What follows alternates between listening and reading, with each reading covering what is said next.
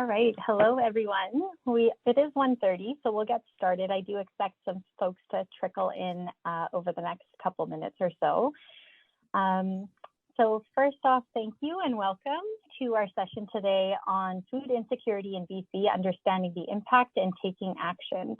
My name is Ramin Bowerbank, and I am extremely grateful to be joining you from the beautiful, ancestral, traditional, and unceded territory of the Coast Salish peoples, including the territory of the Stalo, Nooksack, and Kwantlen nations. Feel free to say hello to everyone else online and let us know where you're joining us from in the chat box.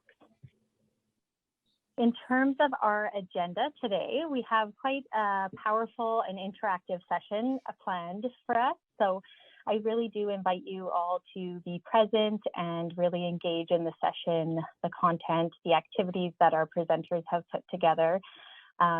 I know we're all masters of multitasking during webinars, but I do really invite you it's a really important topic, and I know our presenters have put a lot of energy and effort into the design of it. So I invite you to close down or minimize other screens and slide your cell phone maybe across your desk and really just sit back and take it in and engage with the session.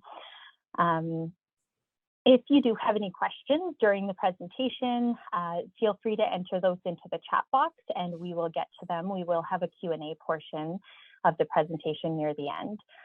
And with that, I think we have most of our folks have joined by now, so let's jump right in. It's my pleasure to introduce Rebecca Hasdell and Henry Lau. Rebecca is a Health System Impact Fellow with the BC Centre for Disease Control and the Food Policy Lab at Dalhousie University. She is also an adjunct faculty member in the UBC Northern Medical Program. Her research examines the social determinants of health and what we can do to address them at a population level.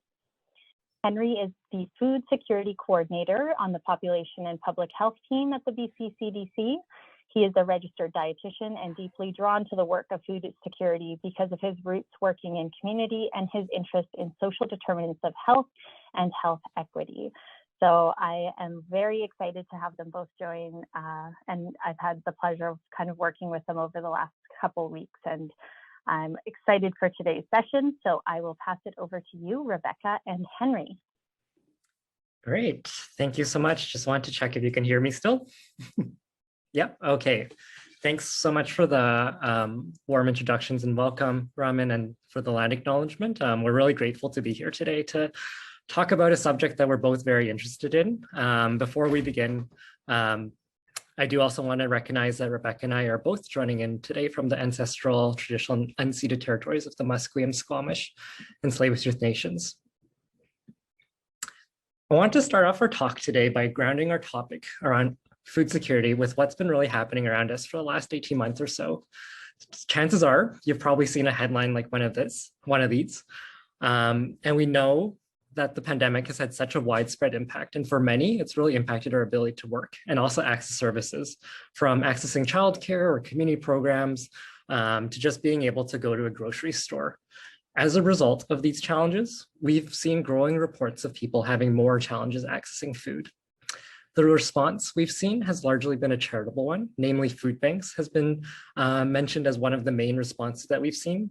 And as an example, we've also seen both the federal and provincial government respond with providing funding towards food banks to respond to the food insecurity challenges. But here's the thing, we also know that food insecurity was a serious issue before the pandemic. So as we go through the presentation today, we want you to think about this question. Are we doing enough to meaningfully respond to food insecurity? So the objectives for today are pretty straightforward, and I think you saw them when you registered, but really quickly, we're hoping to define and describe food insecurity in BC, to talk about the relationship between food insecurity and type 2 diabetes, and also to describe the interventions that use a population health approach to address food insecurity. Now, before we begin our talk, we know this is a networking group, so we want to do a quick icebreaker to start us off, and we want to do a little pair and share. So we're hoping to put you in a little breakout room with 1 or 2 other people, and we're hoping you can answer this question. And the question is, if you had to write a book about the first time you learned about food security, either professionally or personally, what would the book's title be and why?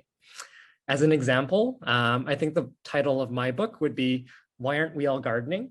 And the why for that is because I first learned about food security when I was in high school, when I was participating in our school garden. I think it was my first time really working with food. And that was where I learned that food wasn't just a means of sustenance, but it was also a powerful tool for connecting with community, connecting with others, connecting with culture. And it had such widespread implications for me in terms of how I think about food. So that's kind of the activity. Hopefully it makes sense, but we'll give it a try. And I'm going to ask Megan, our wonderful IT support, to put us all into breakout rooms. And we're going to give you about 4 minutes to share your book titles. Okay, I'm glad everyone made it back okay. And thank you for indulging us and participating in that breakout room activity. If you feel comfortable enough, I also welcome anyone to feel free to pop in any interesting book titles into your chat, into the chat, and we will be looking at them after the presentation. So one of the topics that we'll be talking about really closely today is around food insecurity. So before we jump too much into the topic, I just wanted to take a moment to also define how we're talking about food insecurity, because I think that will set us up for the rest of the presentation. So in Canada, food insecurity is often talked about at the household level. So often the definition that we hear about is the inadequate or insecure access to food due to financial constraints. So not enough money to get the food that you need. In BC, at the health authority level, we in public health, we're currently in the process of finalizing a new definition for food insecurity that better accounts for the BC context based on our work experience and also based on the literature.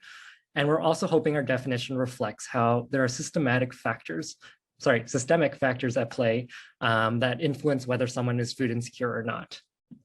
So our draft definition here is that food insecurity exists when factors outside an individual's control negatively impacts their access to enough health-promoting foods. We know that economic, social, environmental, and geographic factors influence this access. And we also know that food insecurity is most acutely felt by those who experience the negative impacts of structural inequities, discrimination, and ongoing colonial practices. So that's kind of the definition that we're kind of working towards. I will say a quick disclaimer that for most of the data that I talk about today, it will be based on this former definition that Statistics Canada often references. And that's because simply because most of the research is based around that definition of financial constraint. Although our talk today is mostly around food insecurity, I also want to talk about Indigenous food sovereignty, because I think whenever we talk about food security or food insecurity, I also think it's important to talk about Indigenous food sovereignty. So for those who aren't as familiar with the term food sovereignty, as a quick overview, it's a term that came up fairly recently out of South America, and it looks at the cultural, political, and environmental aspects of the food system. And it also looks at how power is distributed within the food system. One of the key aspects of food sovereignty is it talks about self-determination. So that means the right of people to decide what to produce and how to trade their food. And we know that while food sovereignty is a fairly new term, it's been practiced for much longer by Indigenous peoples. I haven't provided a definition for Indigenous food sovereignty here, but the Working Group on Indigenous Food Sovereignty in BC has identified 4 key principles to describe Indigenous food sovereignty. And I really recommend going to their site to learn more about Indigenous food sovereignty. I also think this topic is important because with the recent discovery of the 250 unmarked burial sites at Kamloops Residential School, that was a really strong reminder for us as to why we really need to work towards Indigenous food sovereignty. We know from community, from research, that food, nutrition, and health have all been deeply tied to the atrocities committed at residential schools. And we know how food was weaponized as a way to strip children of their culture. For us who work in food, the narrative around food insecurity is often around this dominant market-based food system where we get our food from stores. But we really need to remember that there's other food systems out there, such as traditional Indigenous food systems. And we know that the ability to fully participate and determine their relationship with these systems is part of reconciliation and part of the healing process for Indigenous peoples.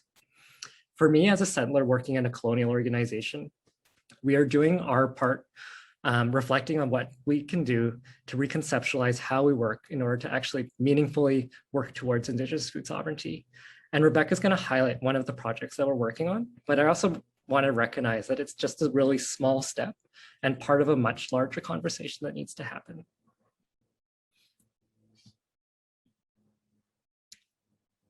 So why is food insecurity such a big issue for us? Well, we know for food insecure individuals that they report higher levels of chronic disease, such as heart disease, high blood pressure, and generally poor self-rated health. We also know that it takes an impact on our mental and social health, with food insecure individuals reporting higher levels of depression, distress, and social isolation. And we know that these impacts add up and they take a major financial toll on our healthcare system. When we take a look at the relationship between food insecurity and type 2 diabetes, we see that these two conditions are very closely linked together. For example, we know that those who are food insecure are more than twice as likely to develop type 2 diabetes or gestational diabetes compared to their food secure counterparts. We also know that people who experience food insecurity have a much harder time managing their diabetes because they're forced to choose between getting nutritious food or other life necessities. For example, we've seen in the literature that there are higher reports of higher incidence of hypoglycemia at the end of each month, likely as a result of these participants in these studies receiving paychecks or benefits arriving at the beginning of the month. We also know that food insecurity is associated with higher levels of stress, which we know also contributes to worse off glycemic control. I'm going to shift gears now, and we're going to now look at some of the groups who are most impacted by food insecurity. And I want to start us off by asking this question. Among food insecure households, what percentage of households' main source of income is through wages, salaries, or self-employment? And I'm going to give you about 30 seconds or so to answer this poll question. And we're going to look at this a bit more in depth after. So I'm just looking at the time.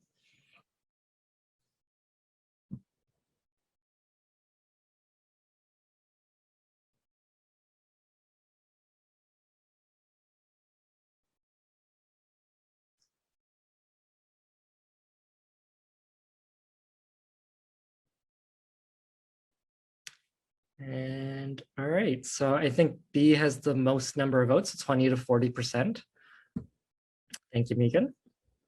I'm gonna close that. So we know from a lot of data in BC, We know from a lot of data in BC that food insecurity disproportionately impacts different populations. In BC, we know that most people who are food insecure are actually employed. So it's a really common misconception that we hear about that most food insecure people in BC have no income or on social assistance, but in reality, we know that many households just aren't earning enough to meet their basic needs. And then when we actually look at who's getting social assistance, we see again that there is an overrepresentation of this group in terms of who is experiencing food insecurity. Another group, when we look at race, we can see that household food insecurity also disproportionately affects communities of color. In a recent 2019 study based out of the University of Toronto, they found that one of the overwhelming predictors of being food insecure is whether someone is Indigenous or Black. There's a large body of evidence, we'd say, that show that Indigenous people are consistently overrepresented in food insecurity data as a result of historical and ongoing colonial practices, including but not limited to, of course, displacement from their traditional territories, the impact of residential schools, and also loss of culture and loss of land. When we look at Black Canadians, we can see that they are about 3 times more likely to be food insecure compared to their white counterparts. What was particularly shocking about this finding was that even when Black Canadians had the same level of income, education, and household type compared to their white counterparts, they were still more at risk of being food insecure. When we compare the groups, we can see that there's an overlap between the groups who are disproportionately impacted by food insecurity and also the groups who are impacted by diabetes. By looking at this disaggregated data, we can really see that certain experiences or conditions have likely contributed to some groups' overrepresentation. For example, we know through the work of Dr. Ian Mosby that there's a pathophysiology that's been identified that ties the experiences of hunger and malnutrition experienced by children in residential schools to the increased rates of type 2 diabetes later on in life. For us, seeing these similarities between food insecurity and diabetes rates gives us a sense as to why certain groups are more impacted than others and what needs to be done to address them and how. So what's been done so far? Historically in BC, the primary response that we've seen has been through the provision of things like food and provision of skills through efforts such as food banks and community food-based initiatives like community gardens, community kitchens, budgeting workshops. And we know that these initiatives play such incredible roles for the people who participate in them. We know that they provide things like emergency food relief, improved food literacy, increased social connectedness. But I still want us to think about that question I asked us at the beginning. Can these initiatives address the root causes contributing to people's food insecurity? To help us answer that, we're going to take a look at one of these food-based initiatives, food banks, which is one of the more popular interventions suggested. So I've got another poll question here for you. And the question is, what percentage of food insecure households use food banks? I'm going to give you about 30 seconds again.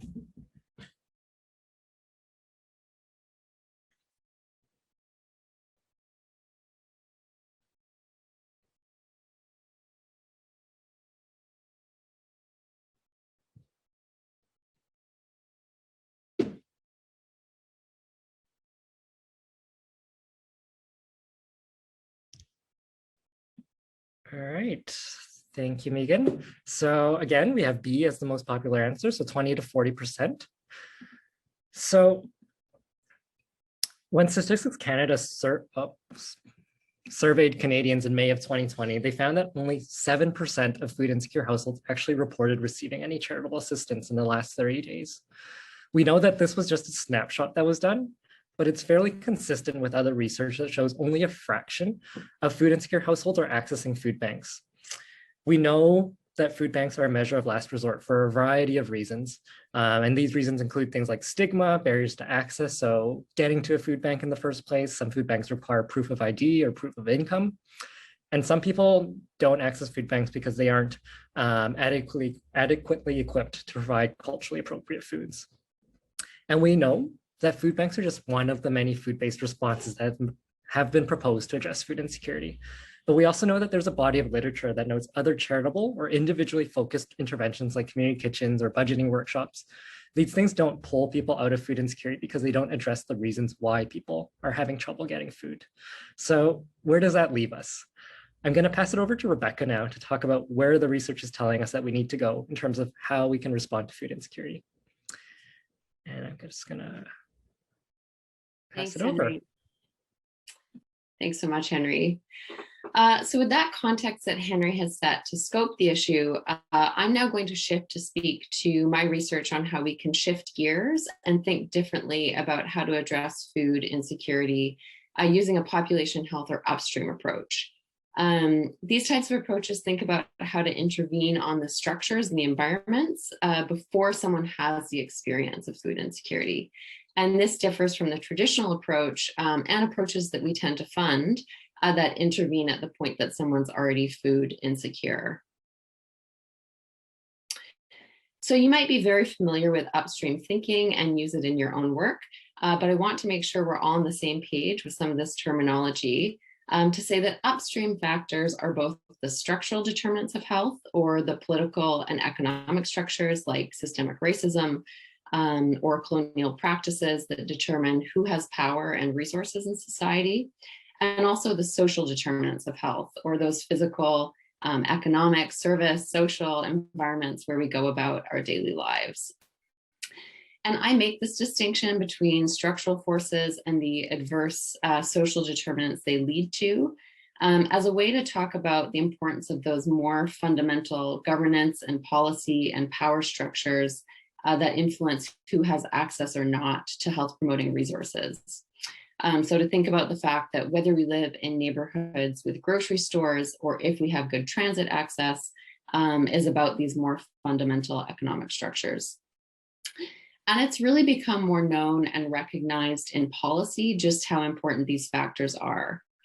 Canada's newest dietary guidelines, for example, that were released a few years ago, advocate that to improve population health means that we need to act on broader factors. We can't just give information to people about what to eat.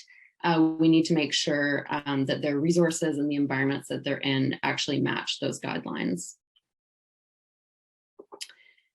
So I'm going to speak to a few population interventions today, highlighted here on the slide, interventions that fall into the areas of the physical and economic environment.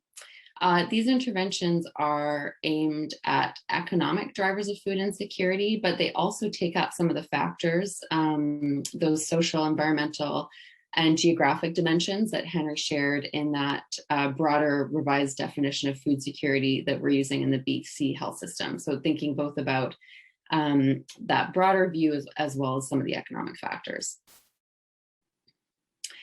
But before we dig into interventions, we want to give you a chance, and as Henry said, we know this is a networking group, to start to think about food security in the context of some of those structural and social determinants on the previous slide.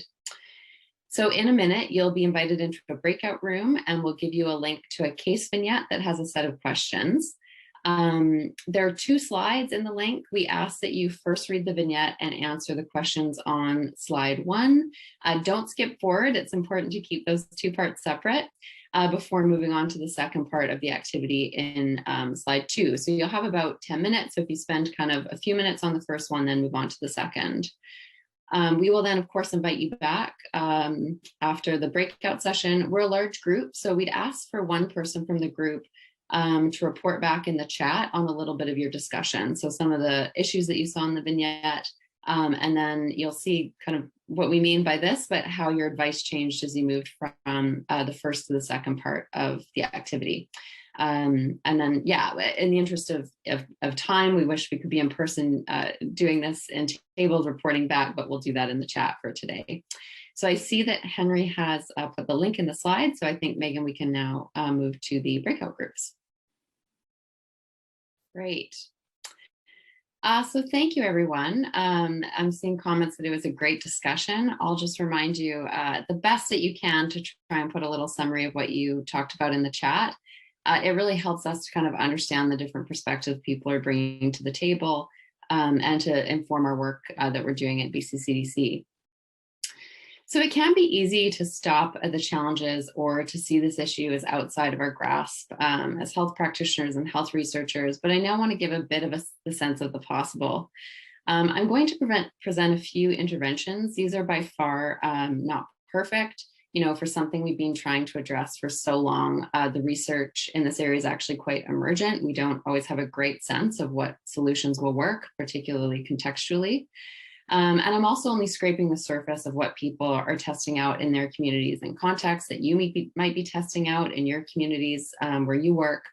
But I really hope this can spark the conversation of what might work in the places you work and what we could be doing. So to start from a food environments perspective, there are 3 areas that we can think about opportunities to intervene. So these are availability, accessibility, and affordability of food. And the first question we can ask is whether food is accessible or the types of access that someone has to food in their community. Many of my examples of access come from retail food stores or grocery stores, which is an area where I do research. But access, as Henry mentioned, can also include non-market-based foods, and I'll speak to one of those projects briefly as well. This is a picture from Mesiadin Junction in BC, which is the turnoff to Stewart. If you've been in that region, it's an area of about 400 people in Northwest BC. And if you live in Stewart, you have access to several small grocery stores, but would be a 3-hour drive or about 250 kilometers from a full service grocery store, which we tend to kind of benchmark as food access. And when we think about this at the provincial level, where we see the greatest accessibility challenges is in areas where there is no access to a grocery store and where there's also high economic deprivation. So it's not just that you're far, but that you don't have the income to absorb the time and the money of travel distance. And in BC, about 11% of rural residents and about 25% of reserves are considered low access if you consider both distance and economic constraints together. In urban areas, we don't necessarily see these same patterns of areas without any grocery store access, what you might think of as food deserts. Instead, we tend to find food swamps or areas where there's a higher proportion of foods with less higher proportion of stores with less health promoting foods. So there are several tools that have been put in place, mostly at the municipal level, to improve accessibility of grocery stores and communities. This picture is actually from a series of workshops that we ran with elected officials and municipal staff in smaller cities in Nova Scotia and in New Brunswick to think about the role of local government in food access, given that they have a lot of control over how cities are designed. And some examples of these planning and bylaw tools include zoning for food retail, integrating food considerations into a community's official plan, so in kind of that meta framework of how decisions are made, or using city-owned assets and space to bring food to where people already are, like mobile market buses or pop-up farmers markets, for example. And I can speak to more to this in questions. Our research in this area is actually quite variable, but sometimes largely as the result of the challenge of evaluating some of these interventions. Many of the examples we have of these tools are also from non-rural areas, so mainly larger metropolitan cities like the Vancouvers and Victorias. And it's more of a challenge to think about how we can improve accessibility in rural areas where there's just not the population density, for example, to support a larger store.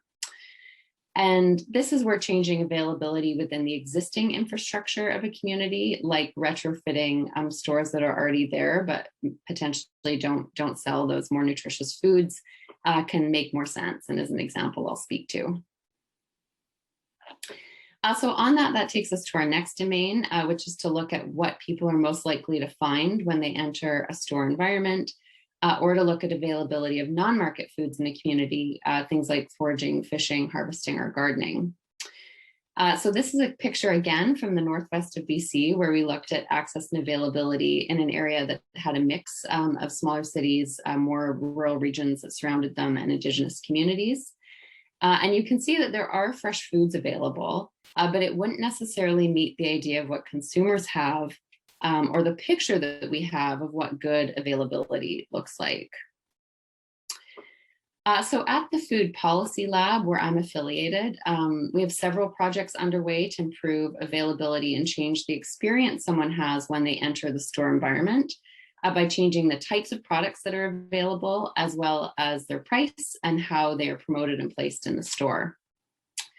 So the first example is a randomized trial in the Northern Territories, Australia. That might feel far away, but it's a remote region that shares many of the characteristics with our rural and remote communities in BC, other than weather, of course, except maybe for this week, if you live in the interior. The intervention is a partnership with Land Progress Aboriginal Corporation. So this is an Aboriginal corporation which runs several smaller stores to look at the health and business impacts of a sugar merchandising intervention in their community stores.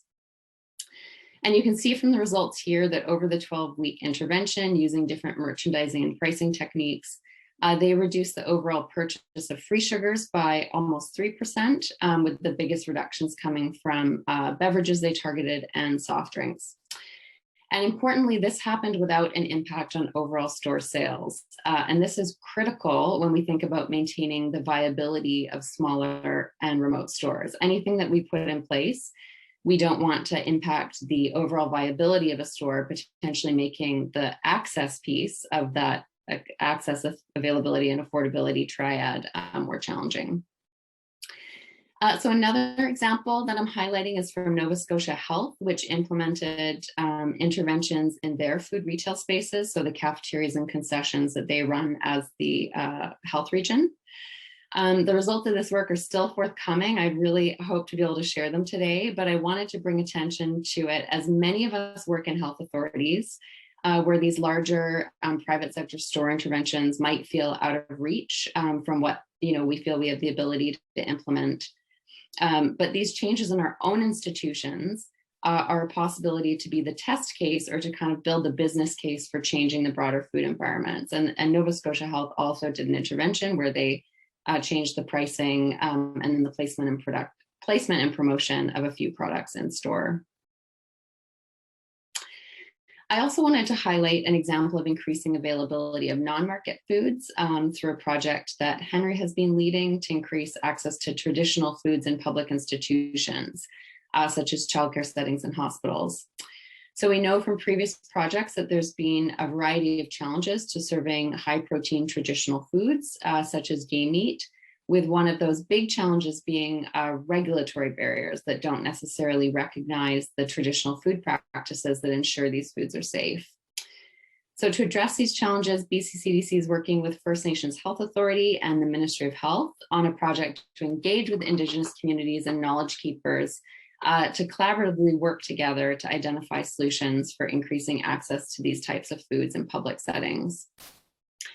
And importantly, in speaking to kind of some of the context that Henry set, this is really being done through relationship building, co-learning, and bringing together traditional knowledge and Western knowledge, which is really at the root of the approach we need to take to be able to do this in a good way.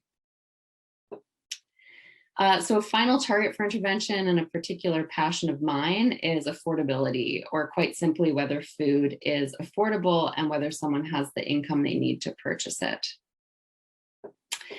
And the final intervention I want to discuss, and I could see some of this conversation happening in the chat around the idea of how do we ensure more stable incomes, is the idea of a basic or guaranteed income. So thinking a bit bigger and much further upstream on what is really the fundamental driver of not only food insecurity, but a range of social determinants of health.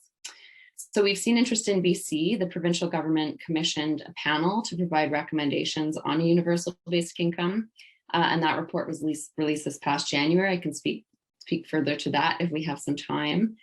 And there are different ideas of what a guaranteed income is, but at its simplest, it's a no strings attached payment that says, here's a line that we will not let you fall below, whether it be all of your income or something that tops up income that you receive through other sources. So almost like a negative income tax. Instead of taxing you, we're going to bring you up to the line that we've determined you need to meet your essential needs. And in my research on basic income, I did a large review looking at the evidence across a range of programs that share some features with the UBI.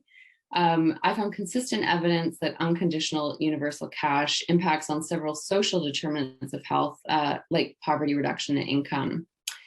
And this gives us a really good conceptual basis to say that there would likely also be impacts on food security. But we don't actually have great evidence on that relationship in a higher income country context, given that we don't really have a UBI delivered at scale to draw from.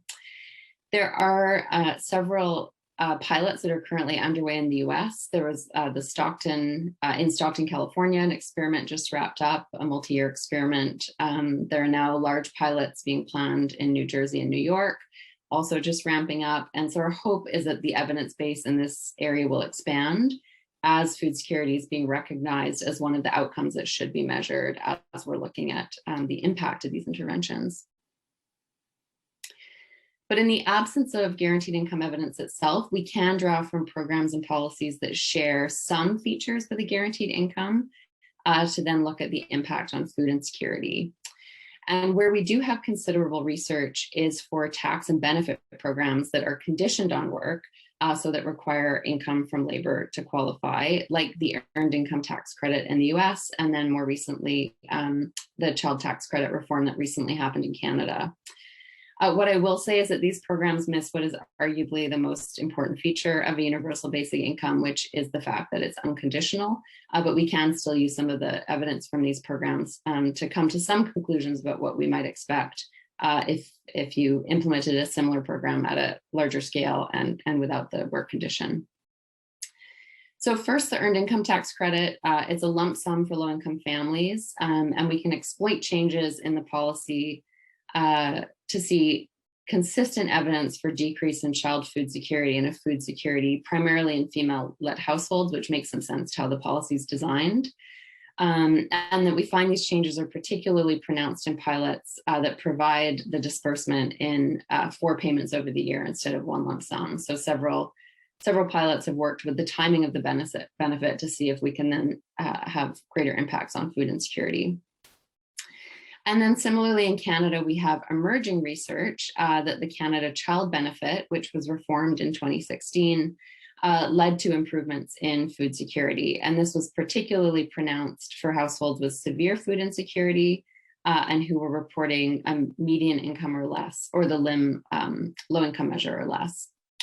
So overall, when we kind of consider this evidence base in full between programs that are more similar to a universal basic income and from some of these programs that share some features, it is likely that a guaranteed income at the population level would lead to improvements in food insecurity, with, of course, having a more sustained at scale program to draw from would answer those questions more conclusively. So just to begin to wrap up our time together today, now that you've heard about some of the interventions from us, and before we move into questions, we wanted to ask you, if you had a magic wand that could grant any food security related wish, what would you wish for? We're going to do this in the chat, but don't press enter on your answers right away. We're going to do this waterfall style. I'll give you about a minute to think about your answer and type it in, and then we'll all press send at the same time so we don't confuse people's answers with the questions that are potentially going to come in. And I would really encourage people to think about the courageous conversations that we need to have here. So what are those out of the box ideas? What are those big ideas that we're not talking about that you think could make a difference in your community, or potentially with the people that you work with? So I'll give us about 30 seconds, a minute, and then I'll say go, and we can all press enter at the same time on that chat.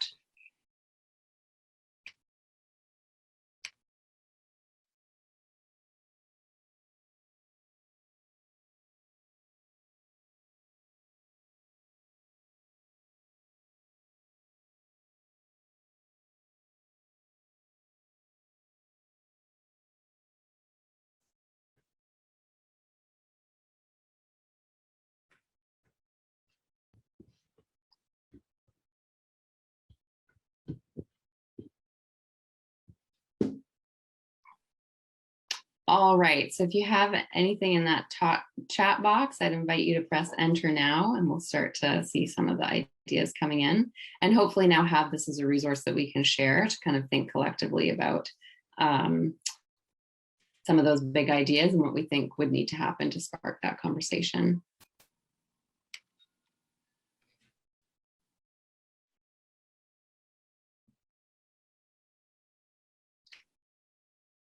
And I will turn it back over to Henry to wrap us up for today. Thank you, Rebecca. And we will read the chat after. I just can't really see it too well right now as I'm sharing my screen. But I just want to wrap up today's presentation by emphasizing the fact that we all have a role to play in terms of supporting a population health approach. For some of us, these steps can really happen in our clinical practice settings, and for others, these might happen elsewhere. I'm going to share a little list. It's not exhaustive by any means, but hopefully it does provide a start as to some of the things we can do. I think first and foremost, what we're hoping everyone takes away is that we really need to recognize the impact structural and social determinants of health has on individual health. This can mean screening for food insecurity, so asking your clients if they have difficulty getting food, or familiarizing yourself with support services in your community that may be better equipped to address, to help people navigate some of those systemic barriers that they face. Another action that you can do is to recognize the limitations of a charitable food-based response. We really need to shift the conversation away from food banks so we can have conversations around why people are having difficulty accessing food. And lastly, you've probably heard this one before, but we're going to put it up here again. It's to advocate to policymakers around the need to address both the structural and social determinants of health. We really need to look at the structures that are negatively impacting certain population groups. And again, like Rebecca mentioned, to take courageous steps towards dismantling those structures. This could mean ensuring that there's an equity lens in all policies, or just ensuring there's adequate employment standards or healthy food environments available to everyone. So in summary, our key main points, going back to our learning objectives, food insecurity is when factors outside an individual's control negatively impacts their access to enough health promoting foods. And we know that food insecurity increases the risk of type 2 diabetes, and for many, it makes it more difficult to manage it. And lastly, we also know that a population health approach that addresses the root causes of these health disparities that we see is really needed to address food insecurity. And with that, I think that is all we have. Hopefully there's still some time for questions. Yes, that was awesome. I really enjoyed reading through the chat, and I'm sure Rebecca and Henry will save the chat so you can do the same afterwards. We do have a few questions, so I've been following the chat. Raluca has shared, we're lucky to have you on the call today because we have some great resources shared there in the chat, so feel free to check those out. And then I'll go with the question that Mark just posted about a minute ago. It's to you, Rebecca, and it's around if you're seeing any innovation in the agricultural policy that supports the AAA framing, and what about innovation by the big players in food retailing? Those are great questions. Thanks, Mark. In terms of agricultural policy, I'll admit it's a little bit outside of my wheelhouse. I did recently review a paper where someone looked at cross collaboration across some of these, like World Health Organization, World Trade Organization, to look at their policy framings and then whether that's actually enacted in the types of kind of intersectoral policy that we would need to kind of make progress in that area. And largely what they found was that, it's sort of written into the strategies, but then not actually followed through in policy. And I think that that's maybe where we see some tensions between our goals in the health sector and then how people have kind of framed the economically what we want to get out of our agricultural sector. And then in terms of innovation by big players in food retailing, not necessarily in Canada, but I would refer people over. There's a lot of interesting things happening in Australia right now around food retailing, largely because they have a large funded center of excellence on retail stores particularly. And they have been doing some trials with some of the bigger players. So testing out interventions in store, not just with some of these smaller store owners, which is, I think, sort of the state of where we are at in Canada and in the US actually largely as well, but actually working with some of the bigger players to kind of embed this more into their larger institutional practices. But thank you for those questions. Great, thank you. We do have time. I think let's just try to sneak in a couple. So Tim actually posted a great resource from Proof Toronto at the U of T.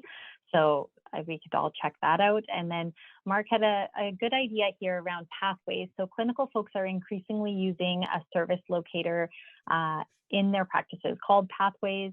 It would be interesting to better bring those food security resources into the referral tool. So just, again, we'll save the chat, but just a really good idea there, Mark. And let's try to go with one more. Just some really, some really great comments in the chat. So again, we'll share those with you both, and we'll leave the session open so that you can have a look there. And I'm going to start wrapping up with 1 minute left, just being respectful of everyone's time. So a couple things. First and foremost, I want to thank you, Rebecca and Henry. I know how much thought and just a lot of thought and effort and energy you put into today's session. So I really want to just say thank you to both of you. And thank you to all of our participants for joining. I know it's a busy time and a scorching hot week, and I appreciate you all carving out the time to be here today. As always, we're always looking to improve. So every webinar, we try to take the feedback from the previous webinar to improve the next. So please do take a couple minutes to to fill out the evaluation survey that Megan will pop into the chat box. And last but not least, if you want to stay up to date with our upcoming events, things like this, we will be launching a new webinar series come September, and we do have our annual dialogue session coming up in the fall as well. So if you'd like to stay up to date with that and look forward to collaboration opportunities and just to stay up to date with what we're up to at the Type 2 Diabetes Network, please do go ahead and sign up for our newsletters and join the network. And with that, it's 2:30. I will wish you all a great rest of your afternoon and see you next time. Thank you so much, everyone. Thank you for participating. Thanks so much for the invitation, Roman. Thank you, everyone. Thank you. Of course. Thank you.